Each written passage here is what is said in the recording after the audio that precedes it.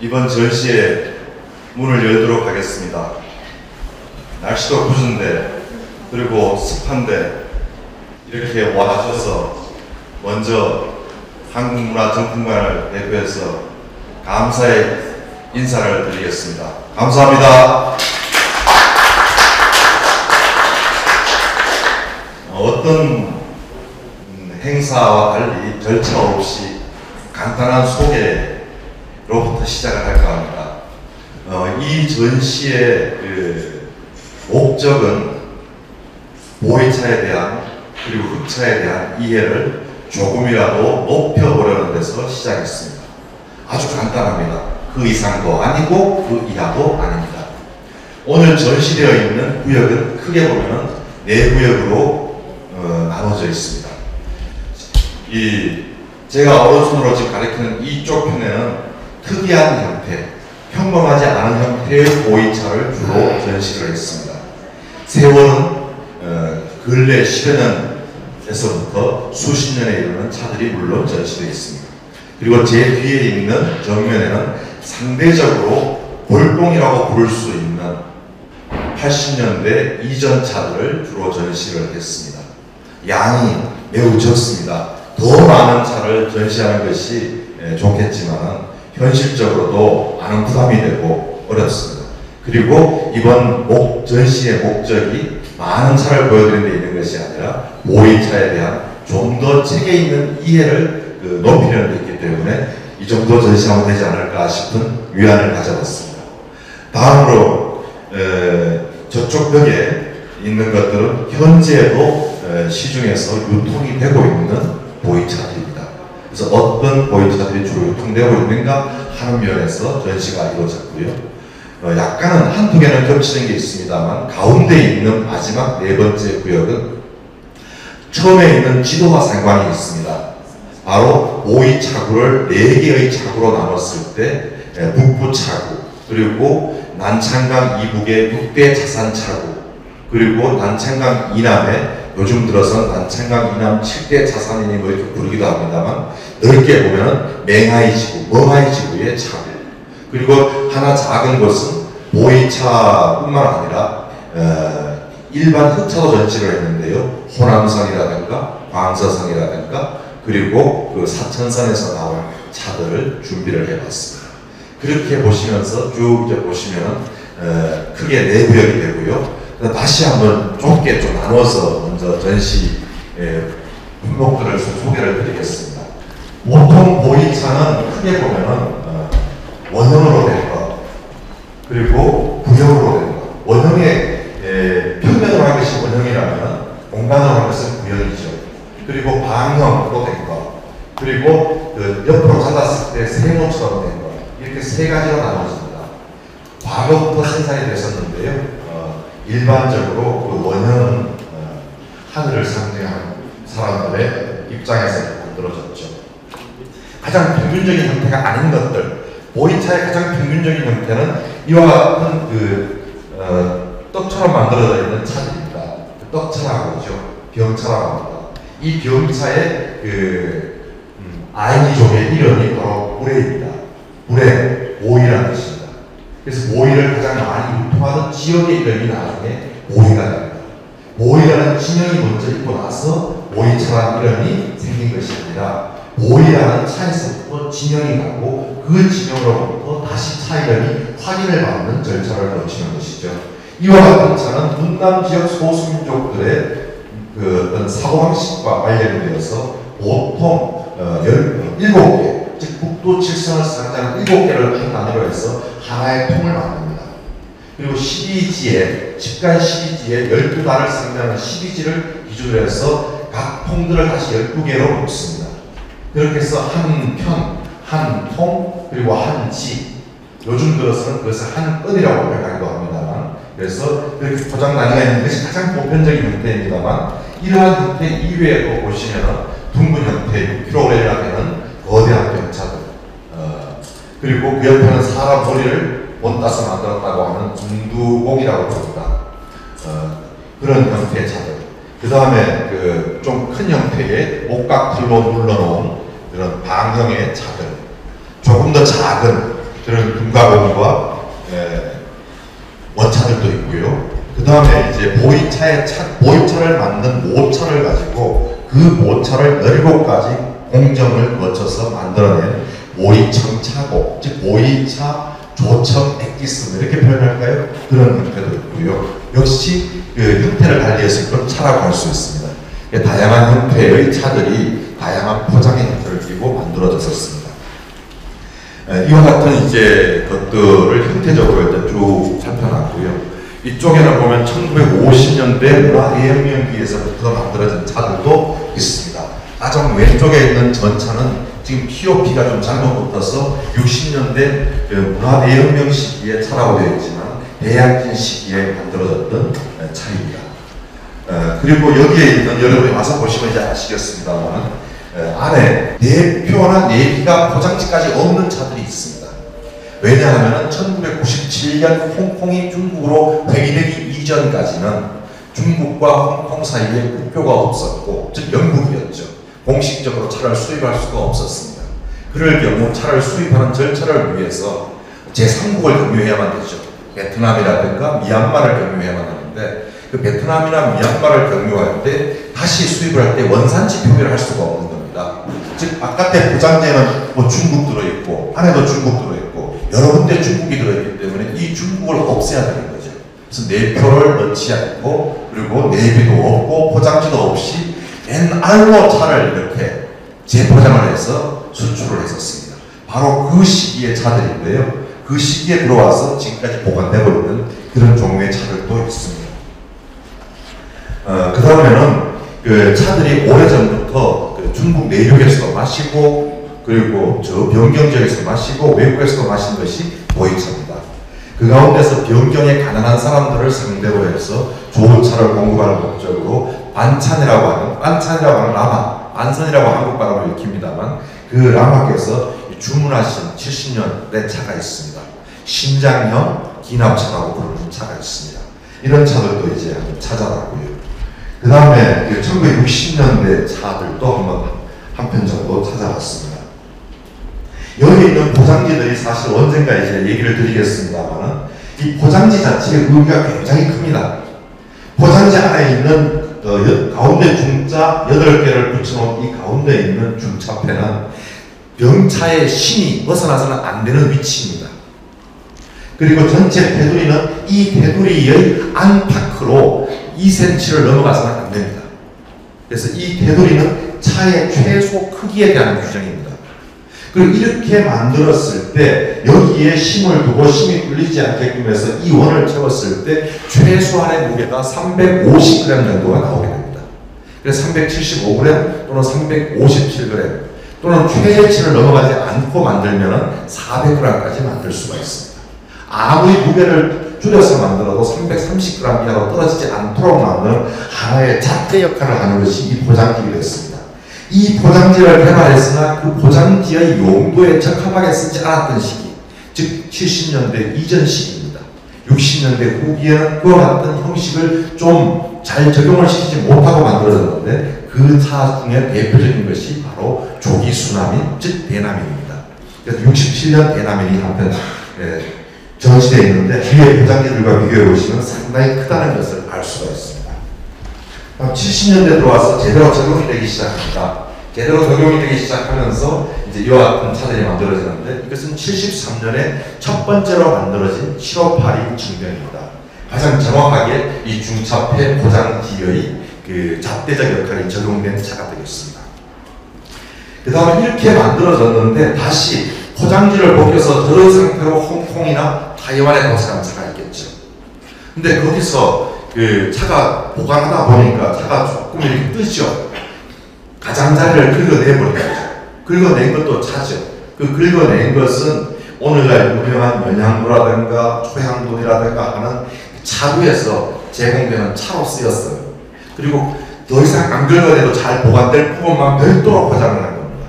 즉 이 차는 정상적인 8중 내비 십자병차에 포장지를 벗겨낸 상태에서 가장자리를 뜯어내고 작게 재포장한 홍콩식 노차가 되겠습니다.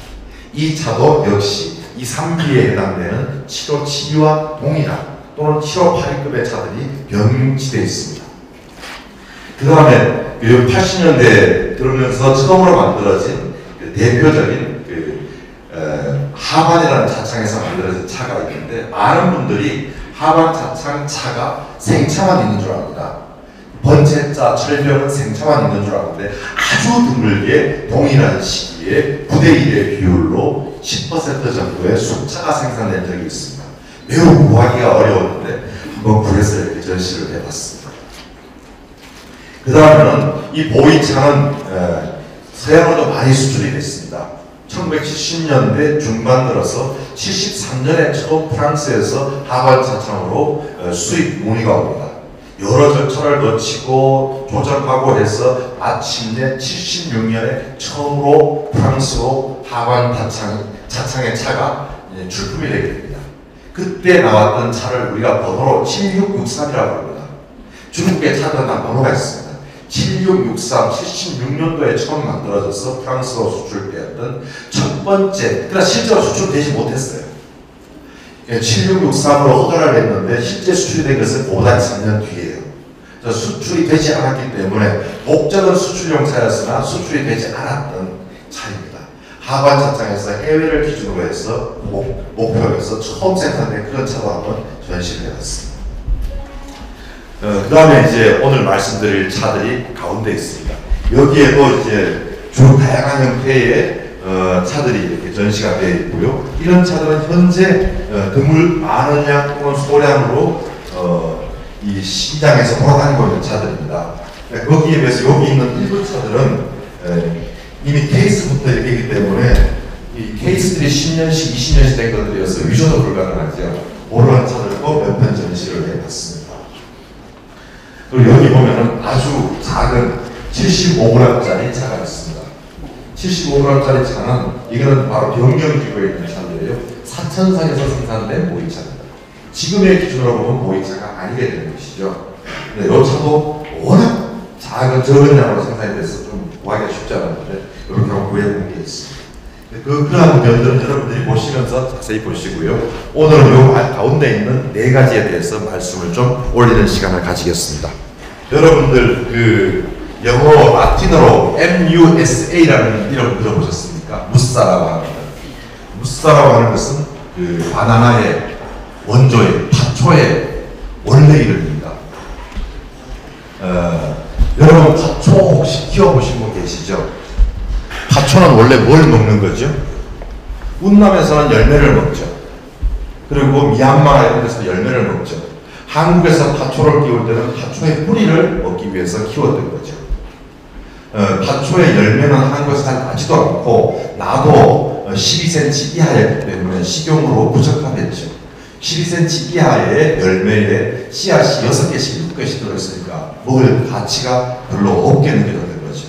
그래서 그 사람들이 고혈압이라든가 심장계통의 그 건강을 위해서 보건용으로 또는 긴급 구호식품용으로 파초를 뿌리 작물로 재배를 했었습니다. 그 파초를 이르는 그 미얀마 사람들, 운남 사람들의 옛 이름이 무사입니다. 무사를 재배하기 시작한 것은 지금으로부터 이미 7,000년이 넘었습니다. 쌀을 심기 시작한 것과 비슷합니다. 농사혁명의 초기에 적용된 것입니다. 가장 불행한 인간과의 관계에서 가장 불행했던 식물이기 때문에 이 이야기를 오늘 서두로 드리려고 하는 겁니다. 무사에는 대개 파초는 대개 300여 종이 있습니다. 그 가운데서 270여 종을 우리는 바나나라고 합니다. 바나나는 파초의 일종이고 그 270여 종의 바나나는 현재 270종이라고 딱 못 박을 수 없지만 이야기의 편의성을 위해서 270종으로 하겠습니다. 그러면 그 가운데 269종이 야생입니다. 단 한 종만 재배합니다. 엄청난 인간에 대한 획일화가 진행되었죠. 1960년 이전까지는 어떤 사람도 어떤 바나나를 동일 품종으로 심지 않았습니다. 모든 바나나에는 씨가 있었죠. 근데 우연히 인도네시아 지역에서 독특한 바나나 종을 하나 변종을 찾아냈습니다. 그거를 서양 사람들이 계량을 해서 이름을 이제 독특하게 이제 그로미신에 대한 이름을 붙입니다. 1960년대부터 전 세계적으로 단일 품종으로 재배되기 시작합니다. 단일 품종으로 재배되기 시작하니까 어떻게 되죠? 어떤 지역에서는 이 품종이 땅과 어울려서 조화를 할 수가 없는 거죠. 인도네시아의 일부 지역에서는 잘 자랄지 모르나 다른 지역에서는 잘 자랄 수 없죠. 그런데 어떻게 해야죠? 농약도 치고 비료도 줘야죠. 그래서 억지로 땅에 맞추려고 하는 거죠. 그렇게 해서 20년 정도 겨우 버텼는데 파나마병이라는 게 걸려버리죠. 그러면서 그로미신이 전부 사라지는 겁니다. 근데 다시 타이완 중부에서 이상한 품종이 또 발견됩니다. 오늘날 바로 여러분들이 드시고 계시는 바나나입니다. 이른바 캐번디쉬라는 바나나가 이제 단일 품종으로 재배가 되죠. 근데 문제는 다시 병이 생겨요. TR4라고 하는 병이 생겨요. 어떤 분들은 그걸 신파나마 병이라고 부르는데 TR4라는 정식 병명을 가진 바나나 병이 생기면서 멸종위기에 지금 대만에서는 다 사라졌고요. 지금 중남미까지 그 병이 옮겨가고 있는 상황이어서 곧 다 사라진다고 얘기를 하죠. 이건 뭘 얘기하느냐 그러면 땅에는 땅에 맞는 품종이 있다는 겁니다. 그 품종은 땅을 골라서 자신을 생존 모델로 삼고 그리고 생존 모델은 자신에게 알맞는 품종을 남기고 나머지를 도태시켜가면서 자연스럽게 공존해 간다는 거죠. 차도 그렇습니다. 차의 경우에도 각자 자신의 지형과 기후에 맞는 차나무의 품종이 있을 수밖에 없습니다. 단일하게 차나무를 개량해서 전국적으로 전 지역적으로 심었을 때 한국과 같이 좁은 지역에서는 큰 문제가 없을지 몰라도 그러나 넓은 지역을 가진 특히 땅의 변천사에서 지각 변동의 역사가 다른 지역에서 다른 품종을 심지 않고 동일 품종으로 만약에 전 운남의 동일 품종의 보이차 차나무를 심었다. 그럴 경우는 심각한 문제가 발생하게 되죠. 지금 현재 일부 그런 문제가 현실적으로 진행되고 있는 우려가 있습니다. 운항 13호와 같은 품종, 이런 품종들이 이렇게 깍두기 잡아서로서 단일 품종화가 돼가고 있는데 땅에 맞지 않는 것도 문제지만 땅에 맞지 않으면 사람에게도 그만한 효과가 없을 가능성도 생각해 봐야 되겠죠. 애초에 목적을 실현할 수 없는 양상이 있겠죠. 또 하나, 만약에 잘못되면 싹 다 사라진다는 거죠. 다양한 사람이 다양한 기능을 하고 있는 사회는 건강한 사회이지만 단일한 활동을 하는 단일 종류의 균일한 사람이 살고 있는 군사문화적인 사회는 위험하지 않습니다. 동일하게 차도 그렇습니다. 그렇지만 아직까지 차는 그런 위험에는 크게 노출은 안 되어 있습니다. 크게 보면 넓게 보면 1100여 가지의 차나무가 아직 자신의 종류를 유지하고 있고 그 가운데에서 700여 종의 개량종들이 있고 300여 종의 자연형 야생형들이 있습니다. 그래서 어떤 경우에 이런 경우 제가 봤습니다. 대냉송이라는 지역이 있는데 바로 이제 크게 보면 이 지역에 속하는 차밭입니다. 이 지역은 난창강, 우리가 국제적으로 명명된 메콩강의 남쪽에 있는 지역들입니다. 이 지역은 그 신생대 초기, 중생대 후기에 형성된 백악기 초기 지역입니다. 그래서 상대적으로 땅이 젊습니다. 독토라고 불리는, 보석이라고 불리는 고령포들이 많이 나는 황홍토를 획토로 하고 있는 지역입니다. 이 지역에서 그 넓은 그 해토층을, 즉 핵심 토양층을 기초로 해서 아주 키가 큰 나무들이 자라죠. 이 나무들을 옮겨다가 여기에 심어요. 여기 난창강 북쪽에 상대적으로 춥고 그리고 온도가 편차가 심한, 일교차가 심한 곳이에요. 심으면 어떻게 되죠? 죽습니다. 아니면 잘못되죠. 여기 있는, 그럼 여기서 그렇게 자란 사람을 왜 옮겨 심어도 잘못되죠. 그런 일이 허다하게 지금 벌어지고 있는 위험성은 있습니다. 난 정상대로라면은 이 지역 세 개 지역을 중심으로 좀 제가 말씀을 드릴 텐데요. 차는 다 다릅니다. 이 지역은 평균 해발 1500m 이상의 그 차밭으로 하고 있습니다. 그리고 고산형 기후를 가지고 있습니다. 1년이 봄과 같다고 하지만 사실 밤은 늘 겨울과 맞먹습니다. 그리고 낮은 늘 여름과 맞먹습니다. 1년이 사계절 같을 뿐만 아니라 어쩌면 하루에 1년이 오가는 지역입니다. 일조량은 상대적으로 풍부한 편입니다. 고산 지역이어서. 그리고 온도 편차가 심하니까 이 지역에서는 바로 일기온차와 이 냉한해를 이길 수 있는 품종의 차나무들이 도태되지 않고 이 환경 속에서 자신의 삶의 무대를 찾아갈 수 있겠죠. 그래서 이 지역에 있는 차들은 그렇게 자라다 보니까 상대적으로 더 깊이 뿌리를 박지 않으면 생존이 불가능해집니다. 위로 나온 것은 너무 넓게 나오면 생존이 불가능해집니다. 이 지역 차나무의 특징은 지표상으로 돌출된 차나무의 키 높이보다는 훨씬 더 깊은 뿌리를 가지고 있다는 겁니다. 더 깊은 뿌리를 가지고 생명력을 유지하되 지표상에서는 최대한 체표를 줄이겠다는 거죠. 최대한 지상에서 냉한에 노출될 수 있는 부피를 줄이기 위한 목적으로 형태가 발전하는 거죠. 아직까지 남아있는 거대한 나무들이, 장작나무나 이런 것들이 과거의 공룡이, 초식 공룡들이 따먹기 시작하니까 어떻게든 덜 먹히려고 자꾸 키를 키우다 보니까 계속 올라간 거 아니겠어요? 지금은 공룡이 사라지고 나서 지금도 키를 못 줄이고 있지만 어쨌든 그런 자기 생존의 욕구가 차나무에 있는 거죠. 그리고 차나무 자체가 잎도, 새로난 잎도 두텁지 않으면 바로 얼어 죽어버리겠죠. 잎도 두터울 수밖에 없습니다. 낮에 최대한 태양을 바라보고 태양의 힘으로 광합성을 최대화하려고 하겠죠. 그래서 이 지역 찻잎들의 특징은 기본적으로 체표가 좁습니다. 차나무도 그럴 뿐만 아니라 찻잎도 좁아요. 작아요. 그리고 낮에 광합성을 최대한 하기 위해서 찻잎들이 대개 해를 보고 똑바로 서는 경향이 있어요. 그래서 좌우로 15도 정도로 기울어졌을 뿐 많이 눕질 않아요. 그리고 찻잎은 두터울 수밖에 없죠. 이 찻잎이 밤이 되어서 삼투압으로 수분을 막기 위한 장치인 찻잎의 가장자리에 이 테두리들이 날카로울 수밖에 없습니다. 그래서 이런 지역의 차들은 대개 특징상 다시 한번 말씀드리면 잎은 두텁고 작고 약간은 뾰족하고 그리고 그 잎은 살아있을 때 상대적으로 태양을 향해 팔을 벌리고 있습니다.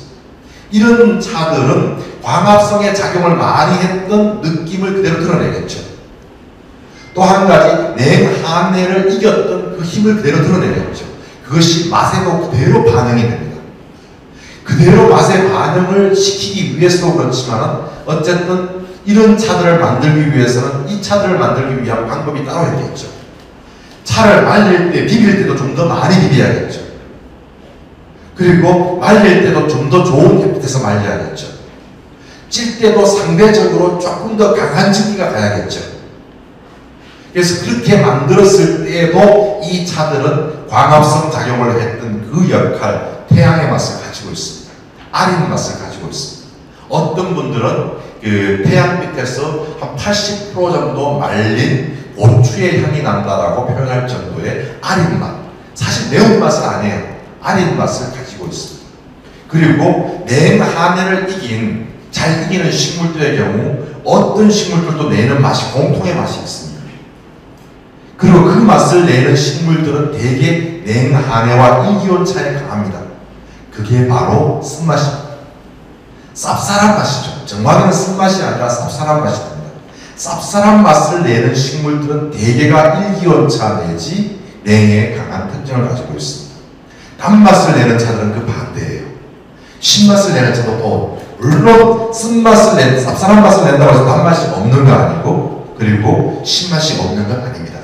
물론 있지만 어떤 것이 주요한 맛을 내느냐 하는 그런 특징에서도 바로 그 지역의 환경적, 지리적 그 특징을 드러내고 있는 거죠.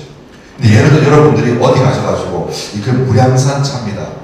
무량산은 바로 이 지구에 속해 있습니다. 여러분들이 지도를 이렇게 보시면 알겠습니다만 운남성에서 내리면 한가운데, 약간은 한가운데라고 하기 힘듭니다만 조금 가운데에 고명이 있고 아주 가운데에 초웅이라고 하는 도시가 있습니다.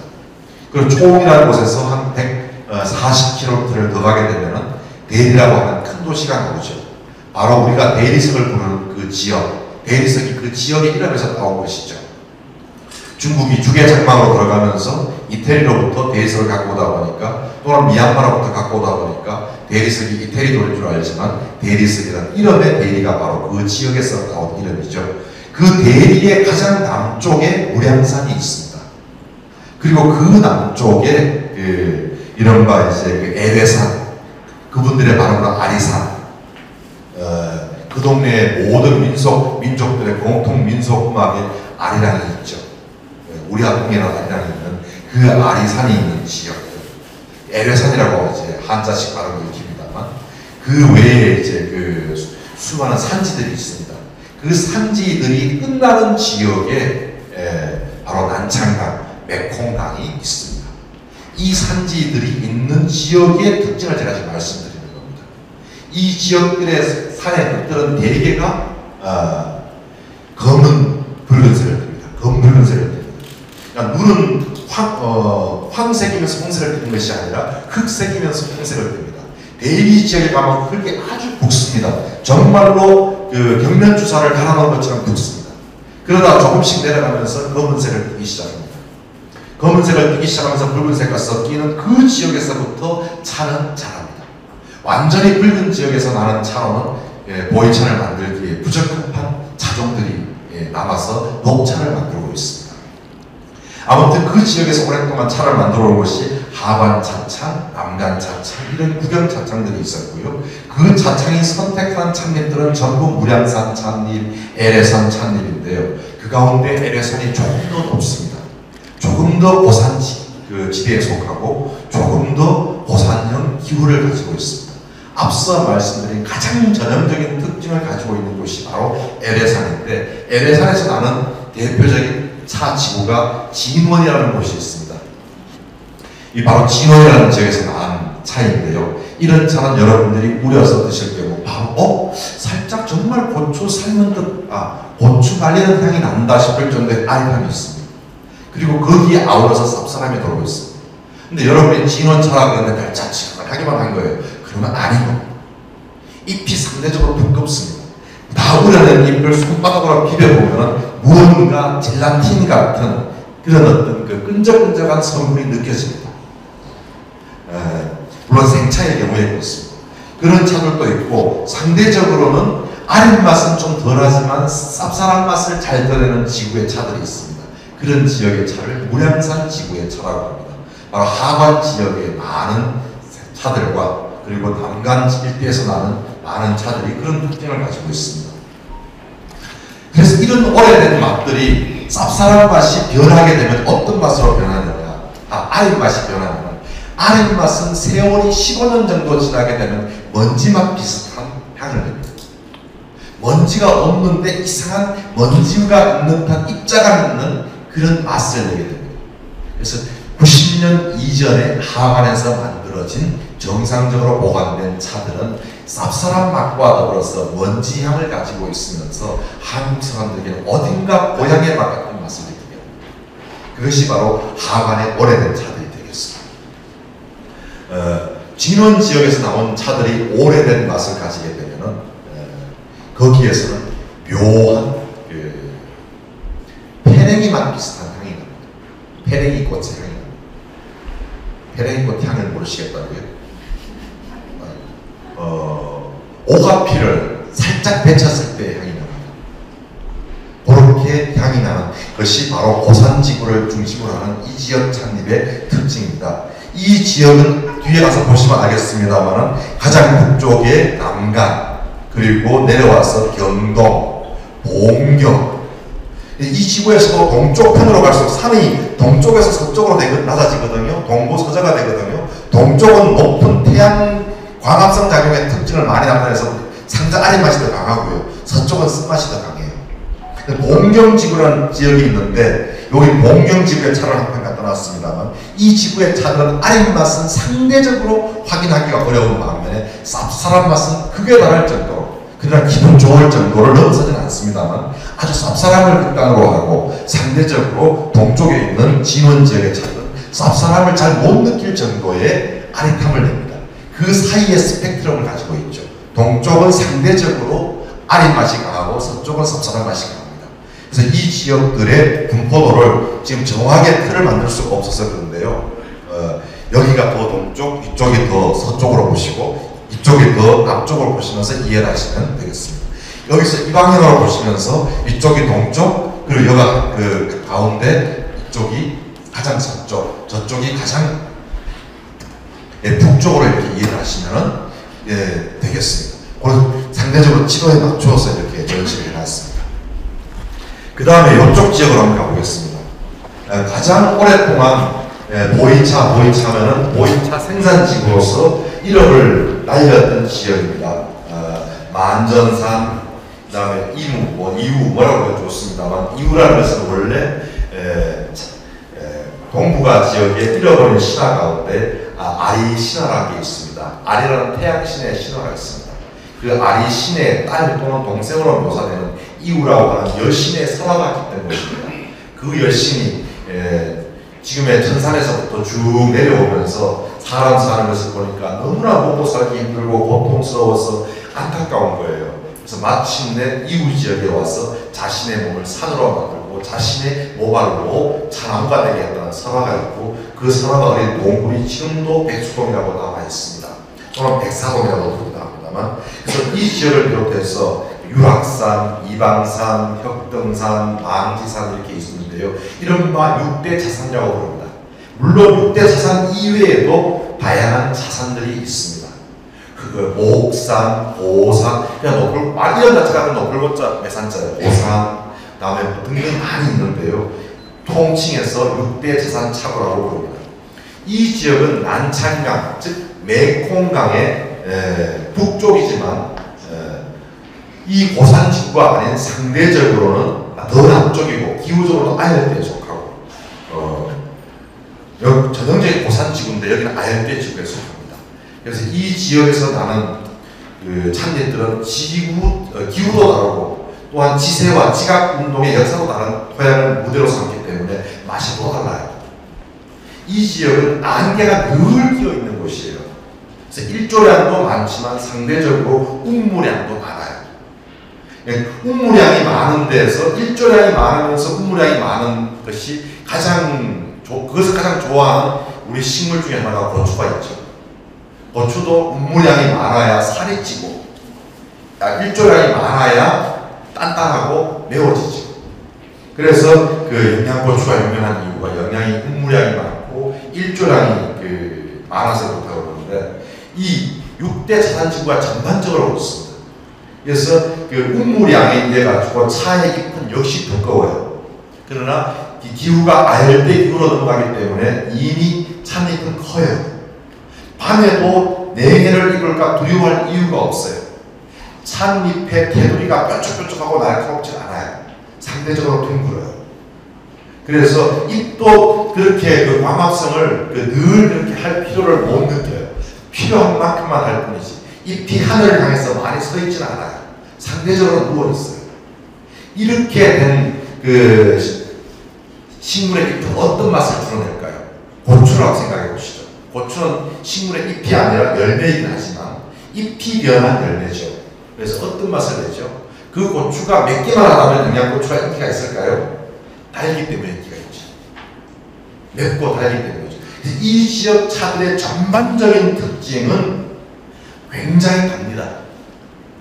굉장히 단데 반대로 이 지역은 아열대 지역이고 산세가 험하지 않습니다. 고산이라고 둥글둥글해요.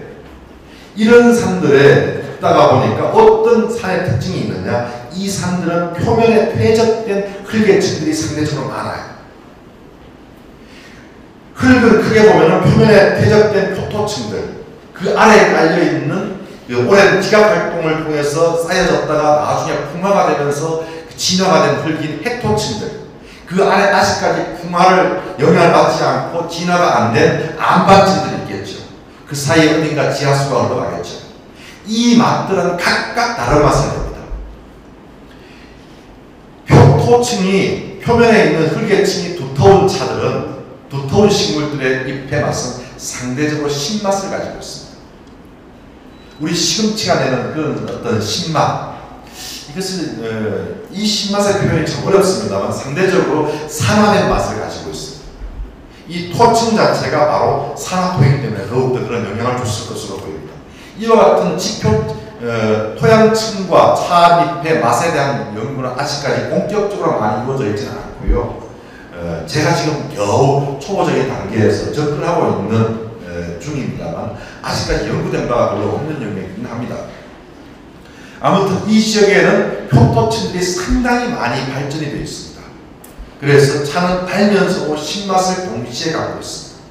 중국 사람들이 가장 좋아하는 맛입니다. 이른바 도시화가 된 중국의 대륙 지역의 상하이라든가 항주라든가 소주라든가 광동이라든가 이런 지역의 분들이 가장 좋아하는 형태는 단맛과 매운맛은 보너스고요. 있던 어떤 지역적 특성에 따라 다르고요. 신맛과 단맛이 같이 있지 않는 그 단순한 단맛, 단순한 신맛을 그다지 좋아하지 않죠. 심지어 식물이 너무 단맛을 내거나 육류가 너무 단맛을 내기 때문에 상대적으로 그 민물어류를 많이 먹죠. 민물어류를 즐겨 먹는 그들의 식생활에도 상대적으로 단맛과 신맛은 함께 있어야만 맛있다라고 느끼는 그들의 그 미적인 오래된 감각 문화 때문입니다. 그래서 이 지역 육대 자산 차고의 특징은 다시 한번 말씀드리면 잎은 상대적으로 넓고 그러면서도 두텁고 그리고 잎은 살아있을 때 하늘을 향해서 그렇게 자신을 고추 세우고 있지 아니하고 그리고 잎의 테두리는 그렇게 날카롭지 않습니다. 그리고 차를 우렸을 때의 특징은 바로 일조량을 많이 받아서 생긴 이 두터움이 단맛을 주게 되죠. 일조량이 아니라 운무량. 운무를 많이 받았고 햇빛을 받아서 그래서 이것이 결국 단맛을 주게 되고 그리고 표토가 얇은, 두꺼운 퇴적층이 두꺼운 특징 때문에 상대적으로 신맛을 많이 내게 됩니다. 여기서 더 올라가서 강성 지역 같은 데까지 올라가게 되면 표토층이 너무 발전되어 있습니다. 핵토층에 비해서 표토층이 너무 발전되어 있어서 강성 지역 같은 경우도 크게 보면 6대 자산 차구의 연장선에서 볼 수 있는데 변경 띄우겠습니다만 거의 찻잎이 너무 빨리 자라요. 오전에 손톱 하나만 했는데 오후에 가면 이 손가락 하나만 해서 자라는 게 눈에 보일 정도로 자라요. 매우 얇아요. 그러니까 신맛을 주로 내지만은 단맛이 묻혀버려요. 단맛을 누릴 틈이 없는 거예요. 그래서 나중에 차를 우리는 약간의 시원한 갈대 맛이 나기도 해요. 가랑잎 맛이 나기도 해요. 그래서 그런 지역에서 실제로 그런 차를 또 좋아하는 특징이 생깁니다. 그 다음 남부지구로 한번 가보겠습니다.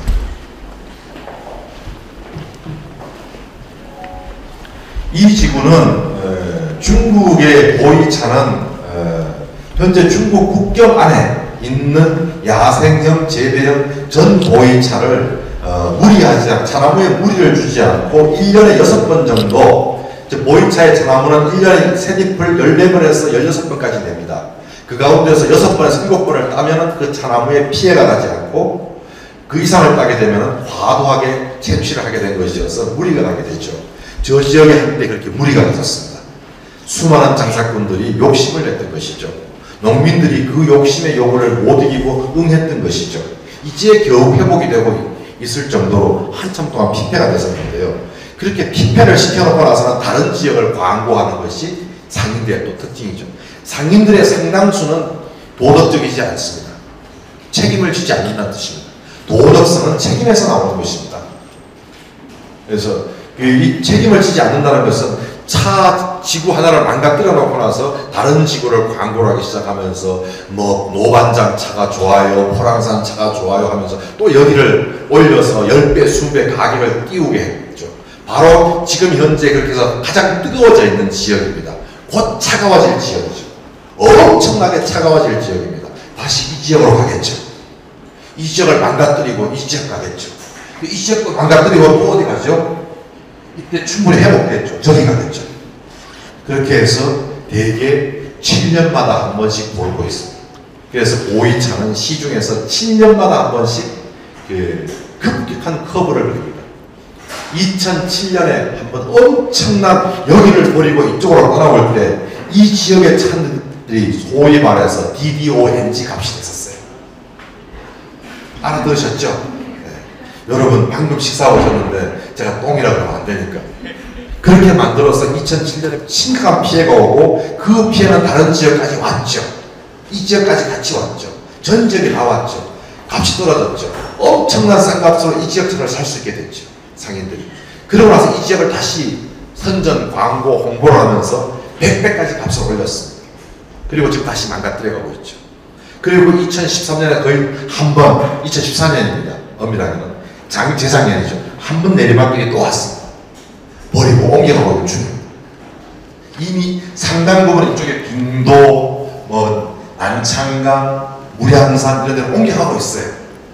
그럼 여기는 또 버린 거죠. 그리고 작년부터 올해 사이에 가격을 엄청 낮춰서 일부 지역, 이 지역의 차 중에서 우리 녹차 만드는 그런 찻잎을 따서 만든 차는 광주의 도매시장에서 이런 차 한 편당 인민화 1억 2원에 거래가 되고 있어요. 200원, 300원, 2,000원, 3,000원에 샀던 차가 느닷없이 오늘날 1원, 2원에 거래가 되고 있는 경우도 상당히 많이 있습니다. 그래서 작년에만 하더라도 통계에 잡힌 것만 하더라도 10몇 명에 해당되는 사람, 이 장사꾼들이 자살을 했어요. 그렇게 망가뜨리고 다시 가죠. 근데 어쨌든 이 지구가 뜨거웠던, 최근에 가장 뜨거웠던 지역입니다. 예를 들어서 여기 노반장이라고 되어 있는 차가 있습니다. 이것이 이른바 진정한 노반장의 유일한 포장지입니다. 이 포장지가 아니면 오리지널 노반장이 아닙니다. 이 노반장은 반드시 도장 2개가 있습니다. 노반장 총민위원회에서 찍힌 도장 2개가 있습니다. 어쨌든 이 차가 2011년경의 차입니다. 이 차의 한 편의 가격이 무려 40만 원이었어요. 처음 나왔을 때. 지금 얼마 한지 아십니까? 20만 원이에요. 3년 후는 어떻게 되는지 아십니까? 3만 원이에요. 다시 그러고 나서 천천히 정상 가격에 대해서 올라가기 시작하겠죠. 물론 제가 말씀드린 것은 시중에 소매가가 아닌 도매가예요. 중국 광주 일대에서요. 아무튼 이 차를 이제 매개로 해서 호랑산 하면서 뜨기 시작합니다. 이 지역은 헥토층이 아주 두껍습니다. 앞서 말씀드린 대로 이 지역은 홍황토 지역이 되면서 백악기 지형으로서 젊은 땅이에요. 그래서 아주 땅이 젊어요. 고령토가 막 이제 도석에서 토토로 진화된 정도예요. 우리가 말하는 쪼다라고 부르는 그거 아시죠? 차르 쪼다는 그 쪼다 아니에요. 쪼는 찰진다는 뜻이고 다는 땅이라는 뜻이에요. 찰진 땅이라는 뜻입니다. 근데 아무튼 그 차르과 같은 지형이 엄청나게 깊이 형성이 되어 있고 넓게 형성이 되어 있어요. 그래서 이 지역은 산사태가 나면은 흙이 무너져 내리는 것이 아니라 산이 절절해서 깎여져라 그래요. 산이 젊다는 얘기입니다. 아직까지 완벽하게 인간과 만날 준비를 덜 했다는 뜻입니다. 농토는 인간과 완벽하게 만날 준비를 한 흙이잖아요. 완전하게 진화가 됐기 때문에 우리가 흙을 아무리 마셔도 폐병이 안 걸리잖아요. 아직까지 인간과 만날 준비가 덜 된 지하 광물 자원들은 그 부스러기를 많이 마시고 우리가 폐병이 걸려버리잖아요.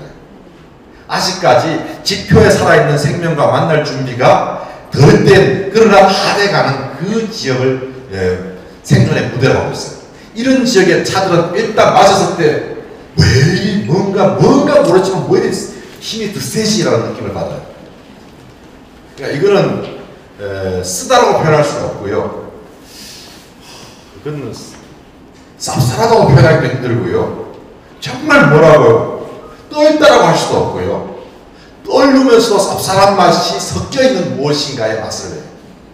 여러분들도 땅이 상대적으로 젊은 지역도 한국에 있습니다. 여러분 혹시 의성에서 오신 분 계십니까? 있으실 거예요. 콱 찍어가지고 의성 안개 같은 데서 오신 분 계십니까? 네. 의성의 지형이 바로 이런 지형이에요. 이런 지형에서 의성에서 난 동일한 품종의 음식들이 상대적으로 떫은 느낌의 쌉쌀함을 내는 기가 막힌 그 맛을 가지고 있어요. 그러면서 물론 단맛이 따라오니까 단맛이 안 따라오면 모르는데 단맛이 따라와요. 이른바 이제 홍천지구대의 남부 지역에 상대적으로 그런 지형들이 좀 있습니다. 바로 포랑산 일대가 그런 지역인데 그 지형치고는 헥토층이 상당히 두껍다는 겁니다. 헥토층이 상당히 두꺼워서 뿌리가 매우 깊이 들어가는 차나무들이 자랍니다. 지표상으로 나와 있는 차나무의 길이만 하더라도 30m를 웃도는 차나무들이 많습니다. 뿌리는 당연히 60, 70m 정도 들어가 있죠. 그리고 그 가운데서 가장 오래 살아남은 것들은 이미 2000년을 넘게 살아남아 있습니다. 그리고 웬만한 지역에서 가면은 천년된 차나무는 자랑이 아닙니다. 옆에 서 있는 몸통이 되게 저만만 하면은 천년이에요. 제가 2년 전에는 그 600년 된 차나무였는데 지금은 살이 쪄가지고 천년 된 차나무가 됐습니다. 그래서 어느 분이 농담삼아 여기를 가시면서 그러시더라고요. 와, 진담했죠, 그분은. 문남은 차의 고향인데 그 제주도 가니까 귤나무로 가로수를 해놓는데 차나무를 갖고 가로수를 하면 얼마나 좋겠느냐. 근데 차나무를 가로수로 하려면 700년을 길러야 되거든요. 700년이면 그 도로가 사라지죠. 그래서 안 되는 이야기죠. 바로 이 지역이 그런 독특한 토양을 갖고 있어서 첫째, 찻잎들이 찻잎인지 고뭇잎인지 살았을 때 구분이 잘 안 될 정도로 이렇게 탄력이 좋아요. 그래서 이 지역의 특징, 이와 같은 차나무들이 잘 자라는 지역, 그래서 이런 지역 중에서 그 홍토가 어쩌다가 흘러내리잖아요. 흘러내려서 그것이 표토를 이루고 있는 평지지대에서 재배하는 게 뭔지 아세요? 그게 바로 사탕수수예요. 사탕수수는 바로 이와 같은 지구대에서 흘러내린 그 퇴적층들이 많은 곳에 심는 재배종 식물이에요. 그리고 이런 것이 상대적으로 밑에서 밑으로 내려올수록 표토층이 두터워지겠죠. 완전히 평지로 오지 않았지만 중간에 애매한 일대에서 잘 자라는 게 바나나예요. 이 지역 가면은 평지에는 사탕수수, 그 다음에 산의 가장 아래 언저리에서는 팥초와 바나나, 산의 중턱에서 차나무가 있죠. 차나무가 있고 바나나무가 있는 경계 지역에는 야생형, 재배형은 빼고요, 아무데나 심으니까 고무나무들이 있죠. 세계에서 가장 비싼 라텍스를 만드는 고무나무들이 자라고 있죠. 그래서 여기 농민들이 상대적으로 선택의 여지가 많아요. 바나나가 제가 받을 때는 바나나 농사 열심히 짓고 차는 내비로 들고, 고무 값이 비쌀 때는 고무 농사 열심히 하고, 사탕수수 제가 받을 때 사탕수수 하고, 지금은 그런 거 다 안 하죠. 지금은 그 사탕수수 많은 데 가서도 재래 수공형 원당을 만져보기 힘드니까요. 아무튼 지금은 차가 위주가 돼가지고 살죠. 그 지역은 바로 그 토양의 특징을 말하면서 잎이 아까 말씀드린 대로 고무잎처럼, 고무나무처럼 이렇게 정말 탄력이 좋아요. 그리고 잎이 상대적으로 이제 좀 테두리가 좀 둥글어요. 둥글고 잎에 지문이 있습니다. 모든 잎에도 사람 손처럼 지문이 있습니다. 연문이 있습니다. 연문이 날카롭게 올라갔느냐, 옆으로 퍼졌느냐, 퍼지다가 꺾였느냐, 이런 게 있는데, 이 지역 찻잎들은 가다가 꺾여요. 쭉 올라가지 않고 가다가 싹 하면 꺾여져요. 꺾인 사이에 바깥에 연문이 없는 넓은 그 잎에 살이 포동포동 쪄 있어요. 그게 특징이에요. 그 토동토동 찐 데에서 바로 넓은 맛입니다. 그리고 연문이 이렇게 그 고무나무처럼 이렇게 질긴 느낌을 주는 고기에서 쌉쌀한 맛이 나와요. 고기에 섞여서 한꺼번에 나오면서 쌉쌀하면서도 넓은 묘한 기분 좋은 맛을 내요. 그리고 일조량은 아주 충분해요. 역시 밥맛은 나요. 그래서 이 지역을 그런 걸 가지고 이제 많이 했죠. 그래서 많은 사람들이 노반장 지역의 차는 상대적으로 넓고 쌉쌀하며 쓴맛을 동시에 갖고 있지만 기후는 우렁차고 뭐 이러는 게 그런 것을 표면적으로 설명한 것입니다. 이유는 바로 그 지구 특징, 지역 기후상에서는 아열대, 그리고 지형은 앞서 말씀드린 대로 난창강, 메콩강의 중류의 병원을 겸한 분지 일대의 야산 비슷한, 아무리 높아도 야산이에요. 노반장이 아무리 신산유곡이고 깊은 산이지만은 그 지질 구조상에서는 야산이에요. 지질 구조에서 산에 뼈가 없다는 이야기입니다. 아무리 파도 안반층이 쉽게 안 나온다는 이야기입니다. 왜? 안방이었던 것이 이미 거의 풍화가 돼가지고 흙이 돼버렸기 때문이에요. 근데 아직 완전한 흙은 아니에요. 그러나 완전한 안반층까지 가기에는 몇백 미터를 갈 수도 있어요. 그러니까 흙이라고 하면 흙이고 흙이 아니라고 하면 흙이 아닌 애매한 지역이죠. 그래서 이 차나무가 보면은 그 지역에 가면은 그 몇백 년씩 자라도 아직까지 젊은 차나무도 있어요. 왜? 땅도 계속 진화가 되고 있으니까요. 진화되는 만큼 뿌리를 내리고 들어가서 빨아먹게 생기는 거죠. 유용한 광물질, 유기물질들이 있는 거죠. 무기유기물질들이 있는 거죠. 그래서 이 지역 그런 어떤 차들이 매력이 있는 건 사실입니다. 그리고 문제 단점이 있어요. 이 지역 찻잎은 아무리 오래 둬도 빨리 변하지 않아요. 이 지역 찻잎으로 말미암아 홍콩의 차 보관 기술이라는 것이 발전합니다. 제가 다른 시간에 말씀드리겠습니다만, 차를 가져다 놓고 차로에서 오는 손님들에게 팔아야 되는데 그게 언제냐 그러면 80년대입니다. 1980년 이전까지 홍콩의 차관에 가면은 차루라는 게 식당이잖아요. 차를 마시는 식당이죠. 가면 음식과 함께 차를 선택해서 마시게 되는데, 그때까지는 대부분 다 자스민 차를 많이 마셨어요. 향편이라고 불리는 자스민 차를 많이 마셨는데 80년 들어서면서 유행이 바뀌어요. 보건으로 바뀌어요. 그래서 보이차가 차루에서 주로 이제 통용되는 차가 돼요. 그런데 이 지역 저 지역 차가 다 들어올 거 아니겠습니까? 이 지역 차가 많이 들어왔어요. 밀수로. 이 지역 중에서 노반장과 포랑산은 여러분들이 걸어서 가면은 반나절이면 갑니다. 포랑산에서 미얀마까지는 여러분이 20분이면 갑니다. 여기 소맹송이라는 곳에서 미얀마까지는 여러분들이 빨리 가면 5분이면 튀어갑니다. 1km밖에 안 됩니다. 2km밖에 안 되고요. 그러니 얼마든지 밀수를 할 수 있는 것이죠. 실제로 제가 이 일대를 가다가 안개가 잘못 많이 튀어가지고 차를 운전하시는 분이 저 뒤에 졸고 있는 사이에 많이 가버리신 거예요. 근데 갑자기 어디서 총을 들고 사람들이 튀어나왔어요. 무장한 군인들이. 왜 그러냐 그랬더니 지금 당신들이 국경을 넘어왔다는 겁니다. 불법으로. 그래서 밑에 보니까 빨간 줄 하나 꺼져 있어요. 빨간 줄 저 뒤에 있는 거죠. 그 빨간 줄 뒤에 노란 줄 하나 있고 이쪽에 노란 줄에 바퀴가 닿고 있는 거예요. 이것만 넘어가면 당신은 완전히 넘어왔다는 거예요. 잡혀 들어간다는 거예요. 물론 농담이죠. 설마 그러겠어요. 넘어가면 그만이죠. 비자도 없고 중국인도 아니고 한국인인데. 그래서 그걸 돌릴게요. 그랬더니 안 된대요. 국경을 넘어와서 차를 벌리면 당신 이미 입국한 게 된대요. 후진해서 가야 돼요. 그래서 뭐가 다른지 모르겠는데 아무튼 그렇게 가까워요. 그러니까 쉽게 말하면 이 지역 차가 홍콩으로 엄청나게 밀수가 됐다는 이야기입니다. 미얀마를 통해서 엄청나게 밀수가 됐기 때문에 이 지역 차를 갖다 놓고 차로에서 내보니까 손님들이 어우 써, 아우 떨고 이러는 거죠. 안 되겠다. 차는 좋은데 안 되겠다. 근데 뭔가 좋다는 얘기 하면서 아우 차가 이러는 거죠.